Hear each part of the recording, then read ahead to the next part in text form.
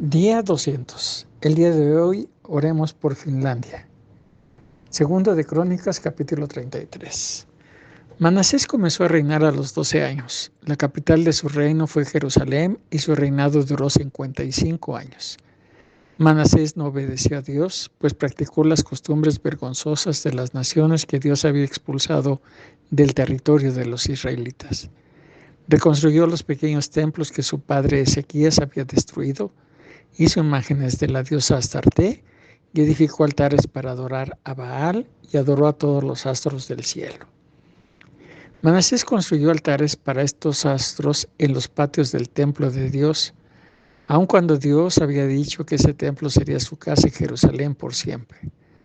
Puso la imagen de un ídolo en el templo de Dios, practicó la hechicería y la brujería y se hizo amigo de brujos y espiritistas. También hizo quemar a su hijo como un sacrificio en el valle de Ben Hinnom. Su comportamiento fue tan malo que Dios se enojó mucho. Dios les había dicho a David y a su hijo Salomón: de todas las ciudades de Israel he elegido a Jerusalén para poner allí mi templo y vivir en él para siempre. Si los israelitas obedecen todos los mandamientos que le di a Moisés, no los expulsaré del país que les he dado.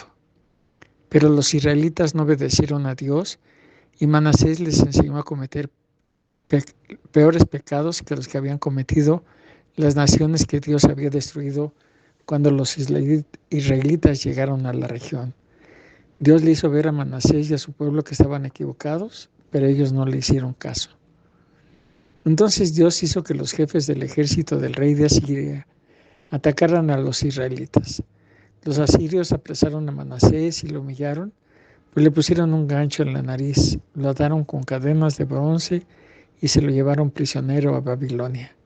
Allí, mientras sufría tal humillación, Manasés le rogó a Dios que lo perdonara. Se humilló tanto delante del Dios de sus antepasados que Dios escuchó su oración y lo perdonó. Además, le permitió volver a Jerusalén para reinar sobre Judá. Solo así pudo Manasés comprender que su Dios era el Dios verdadero. Después de esto, Manasés construyó una muralla más alta alrededor de la ciudad de David. Esta empezaba al oeste de Gihón, pasaba por el arroyo y llegaba al portón del pescado, y finalmente rodeaba el monte Ofel. Luego puso a los jefes de su ejército en todas las ciudades de Judá que tenían murallas. También quitó los dioses extranjeros y el ídolo que había puesto en el templo de Dios. Además, destruyó todos los altares que había construido en Jerusalén y en el cerro donde estaba el templo y los arrojó fuera de la ciudad. Manasés restauró el altar de Dios y presentó ofrendas para pedir perdón y dar gracias a Dios. Finalmente le ordenó a toda la gente de Judá que solamente adorara y sirviera al Dios de Israel. El pueblo obedeció a Manasés, presentando ofrendas a su Dios, aunque también siguieron haciéndolo en los pequeños templos de las colinas. La historia de Manasés está escrita en el libro de la historia de los reyes de Israel y en la historia de los profetas. Allí se puede leer acerca de su oración y la respuesta que Dios le dio, y también acerca de los pecados y su desobediencia. Allí aparece la lista de los pequeños templos de las colinas, en donde edificó altares y puso imágenes de Astarte y de ídolos. Y allí se narra también cómo adoró Manasés a esos ídolos y cuáles fueron los mensajes que recibió de Dios por medio de los profetas. Cuando Manasés murió, lo enterraron en el jardín de su palacio. Su hijo Amón reinó en su lugar. Amón tenía 22 años cuando empezó a reinar sobre Judá. La capital de su reino fue Jerusalén y su reinado duró 2 años. Amón no obedeció a Dios, sino que siguió el mal ejemplo de su padre Manasés, pues adoró a los ídolos que su padre había fabricado y les ofreció sacrificios. Pero Amón no se humilló ante Dios como lo había hecho Manasés, sino que se comportó peor aún. Un día sus seguidores se rebelaron contra él y lo mataron en su palacio. Luego el pueblo mató a esos servidores de Amón y puso como rey a su hijo Josías. Segundo de Crónicas, capítulo 34. Josías comenzó a reinar a los 8 años. La capital de su reino fue Jerusalén y su reinado duró 31 años. Josías obedeció a Dios en todo, pues siguió fielmente el ejemplo de su antepasado David. A la edad de 16 años, el rey Josías empezó a obedecer al Dios de su antepasado David. 4 años después, comenzó a quitar los altares en los que el pueblo adoraba al dios Baal. También quitó las imágenes de la diosa Astarte, las imágenes y los ídolos que había por todo el territorio de Judá y en Jerusalén. Josías ordenó que destruyeran todo eso hasta hacerlo polvo y que luego esparcieran el polvo sobre las tumbas de quienes habían ofrecido sacrificios en ellos. Después mandó quemar los huesos de los sacerdotes de sus dioses y los quemaron sobre los altares que ellos mismos habían usado para quemar incienso. Al terminar, también destruyeron esos altares. Eso mismo hizo Josías en todo Jerusalén y Judá, y no solo en las ciudades, sino también en los poblados cercanos. Después, a los 18 años de su reinado, Josías le ordenó a Safán, hijo de Asalías, a Amasías, gobernador de la ciudad, y a su secretario Joá, hijo de Joacás, que repararan el templo de Dios. Ellos fueron a ver a Hilquías, el jefe de los sacerdotes, y le entregaron el dinero que había en el templo de Dios. Ese dinero era el que los vigilantes de las entradas del templo habían recogido entre la gente de las tribus de Manasés, Efraín y Benjamín, y también entre la gente de Judá y de Jerusalén y del resto del territorio israelita. El dinero fue entregado después a los encargados de la construcción del templo para que pagaran a los carpinteros y a los constructores. Con ese mismo dinero compraron la madera y las piedras que necesitaban para las reparaciones. El templo estaba en ruinas porque los reyes de Judá lo habían destruido. Los encargados de la construcción del templo eran hombres honestos, dirigidos por los siguientes ayudantes de los sacerdotes: Jaat, Abdías, Zacarías, Mesulam. Los 2 primeros eran descendientes de Merari y los otros 2 descendientes de Kehat. Los ayudantes de los sacerdotes vigilaban el trabajo de los cargadores y dirigían a todos los obreros sin importar el trabajo que realizaran. Algunos ayudantes de los sacerdotes eran muy buenos músicos y otros eran secretarios, inspectores o vigilantes de las entradas del templo. En el momento en que estaban sacando el dinero del templo, el sacerdote Hilquías encontró el libro de la ley de Dios que había sido dado por medio de Moisés. Entonces Hilquías le dijo al secretario Safán: encontré el libro de la ley en el templo de Dios, y se lo dio. Safán le llevó el libro al rey junto con este informe: tus ayudantes están haciendo todo lo que les encargaste. Juntaron el dinero que había en el templo y se lo dieron a los encargados de la construcción. Además, el sacerdote Hilquías encontró un libro y me lo entregó. Entonces Safán se lo leyó al rey. Y cuando el rey escuchó lo que decía el libro de la ley, rompió su ropa en señal de tristeza. Después les dio esta orden a Hilquías, a Hicam, hijo de Safán, a Abdón, hijo de Micaías, al secretario Safán y a su ayudante personal Asaías: vayan a consultar a Dios para que sepamos qué debemos hacer en cuanto a lo que dice este libro. Dios debe estar furioso con nosotros, pues nuestros antepasados no obedecieron lo que está escrito aquí. Ellos fueron a ver a la profetisa Hulda, que vivía en el segundo barrio de Jerusalén.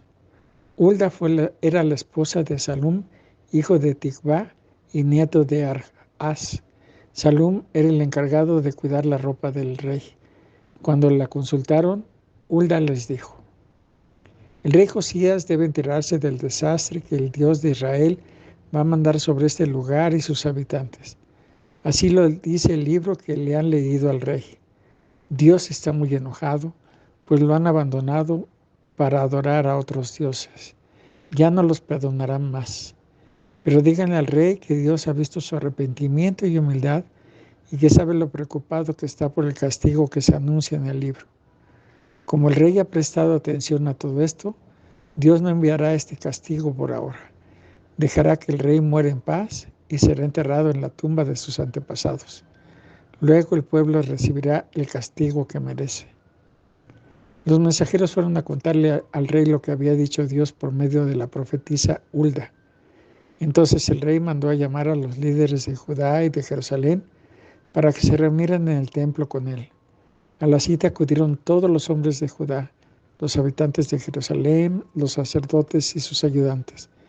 Toda la nación, desde el más joven hasta el más viejo, fue al templo. Allí, el rey les leyó lo que decía el libro del pacto que había encontrado. Después se puso de pie junto a una columna y se comprometió a obedecer siempre todos los mandamientos de Dios y a cumplir fielmente el pacto que estaba escrito en el libro. Luego hizo que todos los que estaban allí presentes y que eran de Jerusalén y de la tribu de Benjamín se comprometieran a obedecer ese pacto. Y ellos cumplieron el pacto de Dios de sus antepasados. Josías destruyó todos los odiosos ídolos que había en el país y les ordenó a los israelitas que adoraran solamente al Dios de Israel.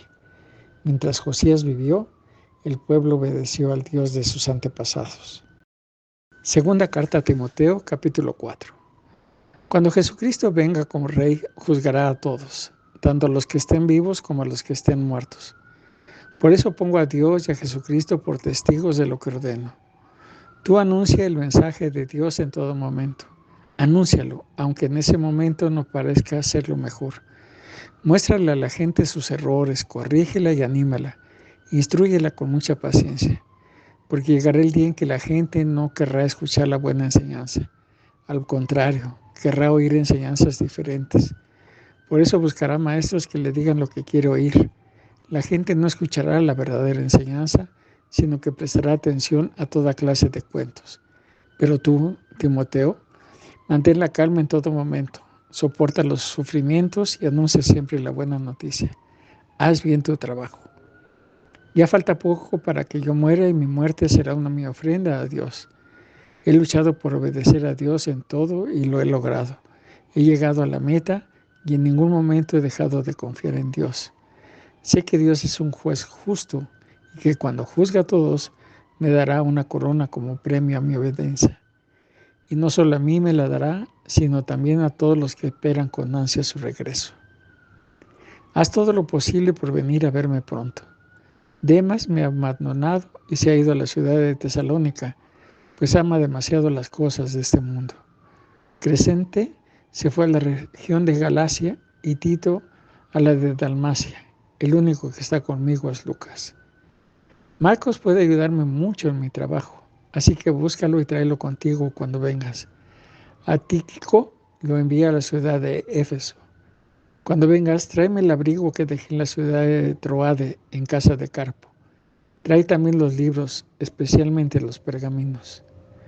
Cuídate de Alejandro, el herrero, pues me ha hecho mucho daño y está en contra de lo que enseñamos. Pero yo sé que el Señor Jesucristo habrá de castigarlo.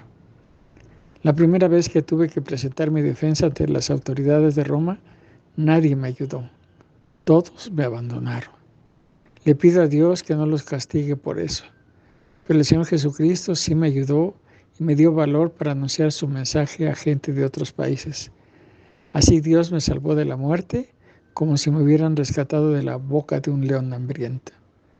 Yo sé que Dios siempre me cuidará y me protegerá de todo mal, hasta que me lleve a su reino celestial. Él merece que lo alabemos por siempre. Amén. Dale mis saludos a Priscila y a Aquila y a toda la familia de Onesífero. Erasto se quedó en la ciudad de Corinto y a Trófimo lo dejé en la ciudad de Mileto porque estaba enfermo. Haz todo lo posible por venir antes de que llegue el invierno. Te envían sus saludos Eubulo, Pudente, Lino y Claudia y todos los hermanos de la iglesia. Que el Señor Jesucristo te bendiga, que el amor de Dios los acompañe siempre. Aquí tienes más videos. Suscríbete, activa la campanita, comparte y deja tus comentarios. Gracia y paz.